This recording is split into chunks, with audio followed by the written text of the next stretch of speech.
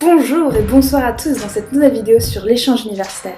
Dans une vidéo précédente, Sarah vous a parlé de son échange universitaire en double diplôme aux États-Unis à UNCW. Et à mon tour, je vais partager avec vous mon échange universitaire. Donc restez avec moi.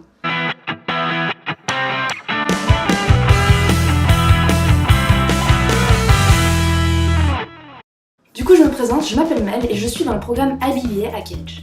Donc comme je l'ai dit précédemment, Sarah a fait un double diplôme. Mais il y a une autre alternative qui est de faire 2 pays différents. Moi par exemple, j'ai effectué une année complète en Suède et passé un semestre en Angleterre. Si tu t'apprêtes à effectuer un échange universitaire et que tu n'as pas encore choisi ton école, voici quelques petits conseils que je pourrais te donner. Déjà, avant de choisir ta prochaine école, il est important de te renseigner sur le classement universitaire, au rang mondial ou pas, et de te faire une liste d'au moins 10 écoles qui t'intéressent vraiment. Mais surtout regarder les cours qu'elles proposent pour savoir si elles t'intéressent ou pas, outre du fait qu'elles soient cotées. C'est bien beau de rentrer dans une école, mais si elle fait que de la finance et que tu peux pas blairer la finance... Après avoir fait cette liste, fais bien attention que tu aies bien tous les requis, comme par exemple les tests de langue. Il en existe plusieurs, comme par exemple le ITP et le IBT pour l'anglais, ou encore l'ELT pour l'espagnol. Et fais bien attention de t'y prendre à l'avance, car si tu n'as pas le score demandé, tu ne pourras pas aller à cette école. Et sache qu'il faut au moins généralement 2 semaines pour recevoir tes résultats. Et aussi que ça coûte cher. Donc généralement quand tu passes ton test, t'as pas envie de le repasser après. Pour moi, le test qui a été le plus coûteux, ça a été vraiment l'IBT, qui est plus compliqué que l'ITP, mais qui est aussi beaucoup plus demandé. Moi, je les ai tous les 3 passés lors de ma première année, pour être tranquille après.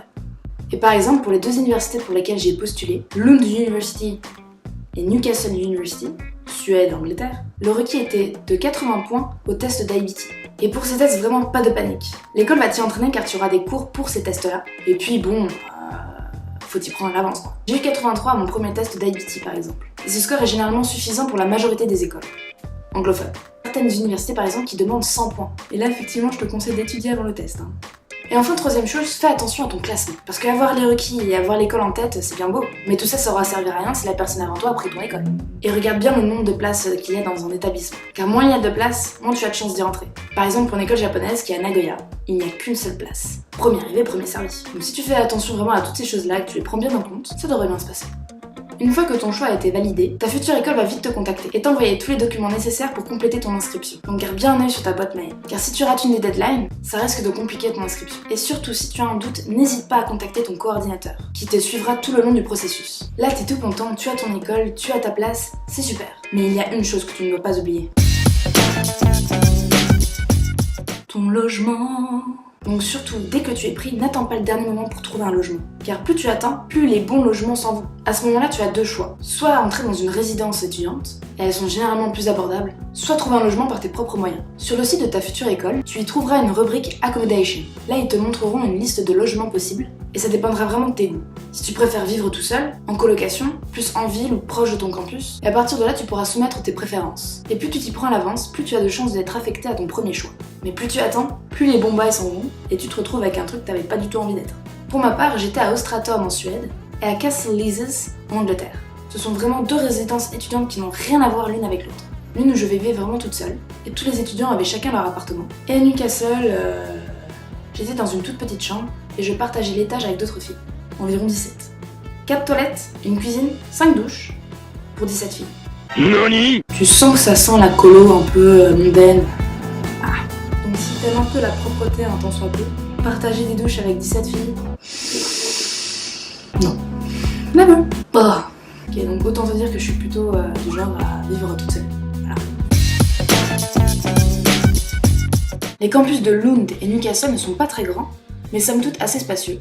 C'est vraiment pas l'école américaine où tout est vraiment immense, mais c'est assez cosy et au moins tu t'y pars pas. En Angleterre, mais aussi en Suède, tous les cours seront en anglais. Et dépendant de tes cours, tu seras sûrement beaucoup plus avec des gens qui sont comme toi en Erasmus ou en échange universitaire, mais parfois aussi te retrouver avec des étudiants locaux. À Lund comme à Newcastle, j'ai pu travailler avec des Suédois et des Anglais. Dans les 2 cas, les accommodations dont je vous ai parlé, Austratorn et Castle Leazes, elles sont vraiment très proches du campus, on parle de 15 minutes à pied. Et un petit conseil quand vous arrivez sur Lund est de tout de suite chercher pour un vélo à acheter ou à louer. C'est une assez petite ville et tout se fait à vélo. Il y a évidemment des transports en commun qui sont à disposition, mais qui peuvent te revenir assez cher.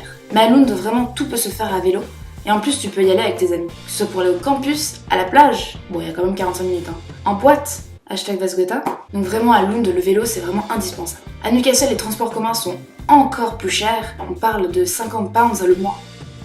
Et même moi qui étais à Castle Leazes et qui était assez loin de centre-ville, j'étais tout de même à 15 minutes de mon campus, toujours à pied.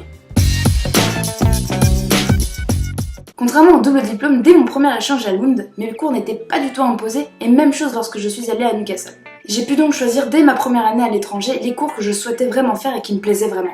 Tout en gardant à l'esprit le nombre de crédits que je devais remplir, soit 30 ECTS par semestre, et donc 60 ECTS pour une année entière. Un dernier point qu'il faut prendre en compte et qui est vraiment important même s'il te sera souvent rappelé par ton école, c'est le clash d'emploi du temps. Donc le clash d'emploi du temps, qu'est-ce que c'est, tu me diras? C'est quand tout simplement deux cours te plaisent que tu veux prendre mais qui se déroulent au même moment, et que du coup tu dois choisir entre un des deux. Si tu veux vraiment prendre ces cours-là, je te conseille d'aller voir un coordinateur qui trouvera peut-être une solution. À Newcastle par exemple, 2 de mes cours étaient en clash, mais j'avais vraiment envie de les suivre. Du coup je suis allée voir mon coordinateur. Ensemble nous avons vu et revu mon emploi du temps et parvenu à une solution. J'ai pu finalement prendre les 2 cours que je souhaitais avoir, mais tout ça dépend vraiment de ton école et de tes cours. Mais vraiment si tu as un doute ou quoi que ce soit, va voir ton coordinateur, il est vraiment là pour t'aider, et généralement vous trouvez souvent une solution qui vous convient tous les deux. Et voilà les gens, c'est déjà la fin de cette vidéo, j'espère qu'elle t'aura plu. Et j'espère surtout que j'ai pu t'aider un petit peu. Moi-même j'étais un peu stressée de partir à l'étranger dans un pays que je ne connais pas du tout et où j'étais vraiment toute seule. Mais écoute, ça s'est super bien passé et je le regrette vraiment pas du tout. Et le fait de pouvoir avoir étudié dans 2 pays différents en l'espace de 2 ans est vraiment incroyable. Donc j'espère que si tu avais quelques appréhensions avant d'écouter cette vidéo, maintenant tu es un peu plus relax. Dans une prochaine vidéo, je vous raconterai un peu plus en détail où est-ce que je suis allée, quelle ville j'ai pu visiter quand j'étais en Suède ou à Newcastle en Angleterre. D'ici là, portez-vous bien et moi je vous dis à bientôt dans une prochaine vidéo. Des bisous tout le monde!